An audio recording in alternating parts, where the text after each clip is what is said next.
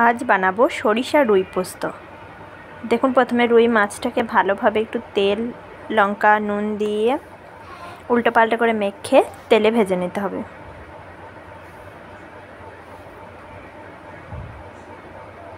ভাজা হয়ে গেছে, এবার একটা কড়াইয়ে জিরে পাঁচফোড়ন তেজপাতা একটু আসলে পেঁয়াজ টমেটো ধনেপাতার একটা পেস্ট করে সেটা ভালোভাবে মশলা কষিয়ে নিতে হবে। হলুদ জিরে লঙ্কা গরম মশলা, মশলাটা তেল ছেড়ে গেছে। এবার এখানে সরিষা নারকেলের একটা পেস্ট করে পোস্ত ছিল সেটার সঙ্গে পেস্টটা দিয়ে ভালোভাবে নাড়াচাড়া করে নিতে হবে। এরপর একটু ঘি দিয়ে দিলাম। এবার দেখুন তেল ছেড়েছে, এবার একটু নুন অ্যাড করলাম এবং একটু চিনি অ্যাড করলাম। তারপর মাছগুলো দিয়ে জল অ্যাড করে এটা দেখুন কি সুন্দর ফুটছে। এবার ঢাকনা দিয়ে রেখে দিলাম।